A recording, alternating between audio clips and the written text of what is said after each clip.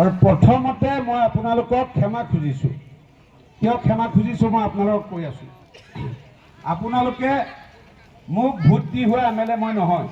আপোনালোকে যোৱাবাৰ নৱদাক ভোট দিছিলে, সমষ্টিবিলাক নতুন হ'ল, মোৰ এলেকাত সোমালে। মোক এইকাৰণে ক্ষমা খুজিছোঁ, এই ৰাস্তাটোৰ কাৰণে ক্ষমা খুজিছোঁ মই আপোনালোকক। মই নাজানো আপোনালোকৰ ইয়াত ইমান বেয়া ৰাস্তা এটা আছে, মোক কোনেও কোৱাও নাই আজিলৈকে। সমীৰেও কোৱা নাই, কোনোৱে কোৱা নাই মোক, সঞ্জিত দাও কোৱা নাই। আপোনালোকৰ গাত দুখ আছে। এই দুই দিন আগৰ পৰা ইহঁত দুটাই কৈ আছে আৰু ই কৰিব। সেইকাৰণে আহিছোঁ মই, সেইকাৰণে ক্ষমা খুজি দিছোঁ। মই আপোনালোকক কথা দিছোঁ, এই সমীৰ আপোনালোকে ৱাৰ্ড কমিশ্যনাৰ বনালে, ৱাৰ্ডৰ সদস্য বনালে, ডেইজি আৰু মঞ্জু ইহঁত দুজনীকো জিকাওক। 11 তাৰিখে ইলেকশ্যন হ'ব। 12 তাৰিখৰ পিছত যিকোনো এটা দিনত মই আপোনালোকৰ ৰাস্তাটো কাম আৰম্ভ কৰিম। আৰু সমী প্ৰথম যিটো পইচা, সেই পইচাটোৱে ৰাস্তা বনাব লাগিব, ৰাস্তাটো বনাব লাগিব।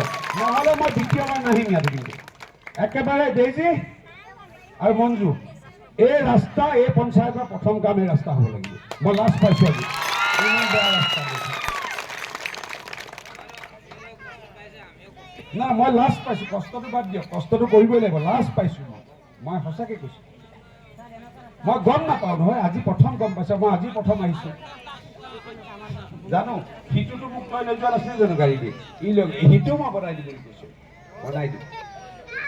এতিয়া সন্মুখত নিৰ্বাচন আছে, যিহেতু আপোনালোকে বিজেপিক ইয়াত ইণ্ডিপেণ্ডেণ্ট আনকণ্টেষ্ট জিকাই দিছে, আপোনালোকে ডেইজি আৰু মঞ্জুকো ভোট দিব পদুমৰ চিনত।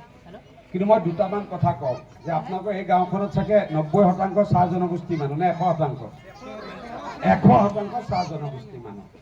কংগ্ৰেছৰ দিনৰ চাহ জনগোষ্ঠী মানুহৰ জীৱন মানে কি আছিলে? Vote bank. Vote bank. কোনো কাম কৰি দিয়া নাছিলে, না ৰেচন কাৰ্ড এখন দিছিলে, না ঘৰ দিছিলে, না একো দিয়া নাছিলে। সূতা, কম্বল, আঁঠুৱাৰ স্কিম আছিলে। আৰু তাত নাম ভৰাবলৈ কাৰণে গাঁৱৰ কংগ্ৰেছী দালালকেইটাক 50 টকা 100 টকা দিব লাগিছিলে, হয় নে নহয় কওক? তাৰপিছত গৈ যেতিয়া সূতা আনিবলৈ যায়, তাতো আকৌ চুলিয়া চুলি কাজিয়া লাগিছিলে, হয় নে নহয় কওক?